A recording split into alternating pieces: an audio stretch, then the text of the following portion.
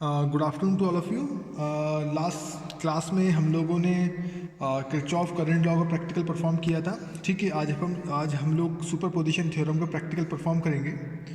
और इसका भी जो आपके पास प्रैक्टिकल था उसको प्रैक्टिकल को मैं इसका जो थ्योरी पोर्शन था उस थ्योरी पोर्शन को मैंने ऑलरेडी डिस्कस कर दिया था। ठीक है, अपन डायरेक्ट यहाँ पे डेमोन्स्ट्रेशन की ही बात करेंगे। तो अपन यहाँ पे स्टार्ट करते हैं।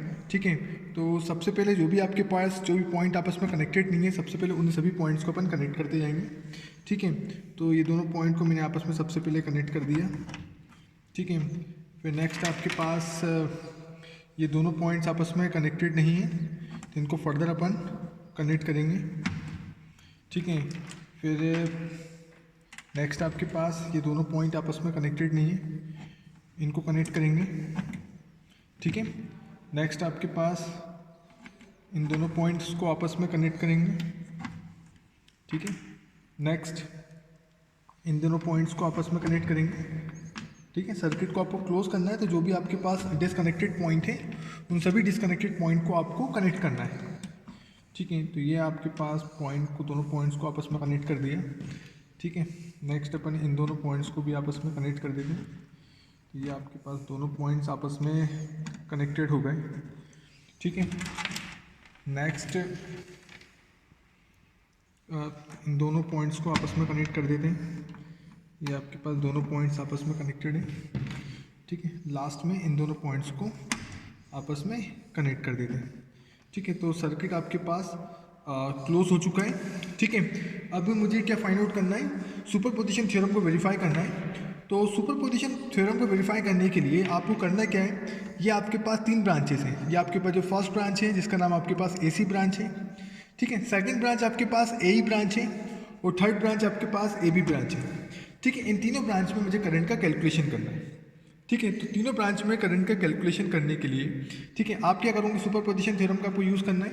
तो कैसे करोगे, सबसे पहले मैं क्या करूँगा, दोनों सोर्स को एक्टिव अज्यूम करके करंट का कैलकुलेशन करूँगा फर्स्ट ब्रांच में। ठीक है, तो ये मेरे दोनों सोर्स अभी एक्टिव हैं, मैंने किसी को भी डीएक्टिव नहीं किया है। ठीक है, डीएक्टिव करने का मतलब उसको शॉर्ट सर्किट करना पड़ता है। तो मेरे पास अभी E1 और E2 दोनों आपके पास एक्टिव हैं और मुझे AC ब्रांच में किसका करंट का मेजरमेंट करना है। तो करंट का मेजरमेंट करने के लिए आपको इधर पे सीरीज़ में एक एमीटर को यूज़ करना पड़ेगा। तो ये रहा आपके पास एमीटर। तो एमीटर को सीरीज़ में कनेक्ट करने के लिए आपने इस पॉइंट को यहाँ से डिसकनेक्ट करके इस पॉइंट पे कनेक्ट किया। ठीक है, और एक और आपके पास कनेक्टिंग वायर से, ये रहा आपके पास फर्दर एक और कनेक्टिंग वायर है, उस कनेक्टिंग वायर से आपने इस पॉइंट को कनेक्ट किया।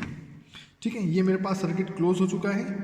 ठीक है, अब इस क्लोज सर्किट में मुझे किसका मेजरमेंट करना है, इस क्लोज सर्किट में मुझे करंट का मेजरमेंट करना है। सप्लाई अभी आपके पास ऑन है, यहाँ से मैं सप्लाई को ऑन कर देता हूँ। जैसे यहाँ पे सप्लाई को मैंने ऑन किया तो आपके पास मेजरमेंट कितना मिल रहा है, 20 मिली एम्पेयर का मेजरमेंट मिल रहा है।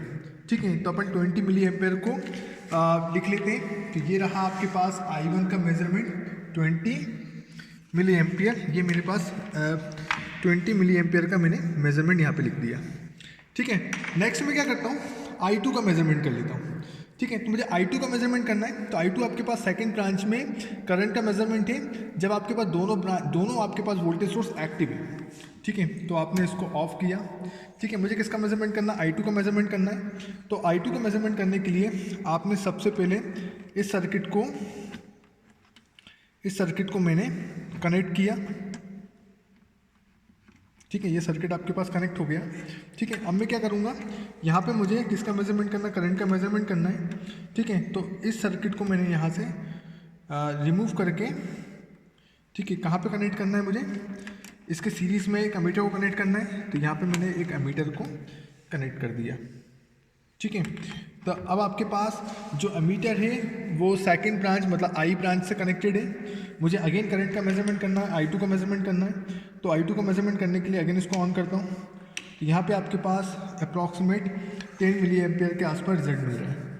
ठीक है, तो 10 मिली एम्पेयर के आसपास आपके पास 15 मिली एम्पेयर के आसपास मिल रहा है। ठीक है, तो 15 मिली एम्पेयर मैं इसका रिजल्ट लिख देता हूँ, 15 मिली एम्पेयर रिजल्ट मिल रहा है। ठीक है, 15 to 20 वेरी कर रहा है तो अपन देख लेंगे क्या रिजल्ट आना चाहिए। ठीक है, थोड़ा सा पॉइंटर आपके पास सेंसिटिव है। ठीक है, तो नेक्स्ट अपन क्या करते हैं, मुझे थर्ड ब्रांच में करंट का मेजरमेंट करना है। तो थर्ड ब्रांच में करंट का मेजरमेंट करने के लिए अगेन अपन क्या करेंगे, यहाँ से सर्किट को डिस्कनेक्ट करके, ठीक है, मैंने क्या किया, इस पॉइंट पे सर्किट को कनेक्ट किया। ठीक है, अब मुझे क्या करना है, अब मुझे इस ब्रांच में ए बी ब्रांच में करंट का मेजरमेंट करना है। तो ए बी ब्रांच में करंट के मेजरमेंट करने के लिए मैंने इस पॉइंट से डिस्कनेक्ट किया, इस पॉइंट पे कनेक्ट किया, ठीक है, और इस पॉइंट को मैं इस पॉइंट पर कनेक्ट कर दूंगा। मतलब इस एमीटर, इस रेजिस्टेंस के सीरीज़ में आपने एमीटर को कनेक्ट कर दिया। ठीक है, अब मैं फर्दर क्या करूँगा, करंट का मेजरमेंट करना है तो सर्किट को मैं ऑन करूँगा। तो सर्किट को ऑन किया तो यहाँ पे मेरे पास अप्रॉक्सीमेट अगेन 20 एम्पियर के आसपास रिजल्ट मिल रहा है, 20 मिली एम्पियर के आसपास रिजल्ट मिल रहा है। तो 20 मिली एम्पियर के आसपास रिजल्ट मिल रहा है। ठीक है, 20-25 के बीच में रिजल्ट मिल रहा है। ठीक है, अब मैं क्या करता हूँ, मुझे I1 डैश का मेजरमेंट करना है। तो I1 डैश के मेजरमेंट के लिए आपके पास क्या करूँगा, फर्स्ट सोर्स को एज इट इज़ रखूँगा, सेकंड सोर्स को मैं क्या करूँगा, उसके इंटरनल रेजिस्टेंस से रिप्लेस करूँगा। ठीक है, तो सबसे पहले मुझे इसका मेजरमेंट करना है। ठीक है, तो आपने सबसे पहले सर्किट को क्लोज किया, तो सर्किट आपके पास क्लोज हो गया। ठीक है, नेक्स्ट मुझे किसका करना है, यहाँ पे करंट का मेजरमेंट करना है। तो यहाँ पे करंट का मेजरमेंट करने के लिए आपने इसके सीरीज़ में एक एमीटर को कनेक्ट कर दिया। तो सीरीज़ में आपके पास एमीटर ऑलरेडी आपके पास कनेक्टेड हो गया है। ठीक है, नेक्स्ट मुझे क्या करना है, नेक्स्ट आपके पास ये वोल्टेज सोर्स आपके पास एक्टिव अज्यूम करना है। ठीक है, और इसको आपको डीएक्टिव करना है। डीएक्टिव करने का मतलब था शॉर्ट सर्किट। तो इसको आप शॉर्ट सर्किट करना चाहते हैं। ठीक है, तो इसको मैं शॉर्ट कर देता हूँ। तो शॉर्ट करने के लिए आपने इस पॉइंट को इस पॉइंट से कनेक्ट कर दिया डायरेक्ट। इस वोल्टेज सोर्स के सीरीज़ में एक वोल्टेज सोर्स के अक्रॉस आपने एक सिंपल एक वायर कनेक्ट कर दिया, तो आपके पास ये शॉर्ट हो गया। ठीक है, अब मैं सप्लाई को ऑन कर देता हूँ। तो सप्लाई को जैसे ही मैंने ऑन किया, ठीक है, तो आपके पास कितना मिल रहा है, 25 के आसपास रिजल्ट मिल रहा है ना, 25 मिली एम्पियर मिल रहा है। तो 25 मिली एम्पियर आपके पास क्या हो गया, I1 डैश की वैल्यू हो गई। ठीक है, अब मैं क्या करूँगा, मुझे I1 डबल डैश की वैल्यू फाइंड आउट करना है। तो I1 डबल डैश की वैल्यू फाइंड आउट करने के लिए आप क्या करोगे, E2 को एक्टिव अज्यूम करोगे। ठीक है, और E1 को शॉर्ट करोगे। तो आपने E1 को शॉर्ट कर दिया, E2 को एक्टिव अज्यूम किया और E2 को शॉर्ट कर दिया। ठीक है, अगेन मैं सप्लाई को ऑन करूँगा। ठीक है, एमीटर आपके पास यहीं पे कनेक्टेड है। अगेन सप्लाई को ऑन करूँगा। ठीक है, रीडिंग आपके पास अपोजिट डायरेक्शन में आ रही है, मतलब आपको दो टर्मिनल को आपस में इंटरचेंज करना पड़ेगा, है ना। तो आपने क्या किया, लास्ट में भी अपने पास लास्ट क्लास के प्रैक्टिकल में भी ऐसी कुछ प्रॉब्लम आई थी। तो जब भी इस टाइप के आपके पास अपोजिट पॉइंटर जाएगा तो आपको क्या करना पड़ेगा, टर्मिनल्स को आपस में इंटरचेंज करना पड़ेगा। तो मैंने अभी टर्मिनल को इंटरचेंज कर दिया है। फिर सप्लाई को ऑन करता हूँ, तो यहाँ पे आपके पास 5 मिली एम्पियर मिल रहा है।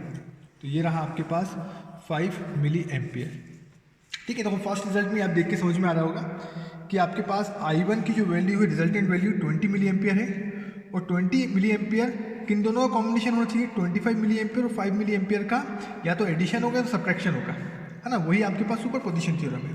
तो 25 मिली एम्पियर में से 5 मिली एम्पियर जाएगा तो आपके पास क्या मिल रहा है, 20 मिली एम्पियर मिल रहा है ना। यहाँ पे आपके पास जो इक्वेशन होगी वो क्या यूज़ हुई होगी, I1 equal to I1 dash minus I1 double dash, ये आपके पास इक्वेशन यूज़ हुई। ठीक है, अगेन अपन बाकी ब्रांचेस में भी वेरीफाई कर लेते हैं। ठीक है, अगेन मैं इसको ऑफ करता हूँ। ठीक है, मुझे इस ब्रांच में किसका मेजरमेंट करना है, करंट का मेजरमेंट करना है।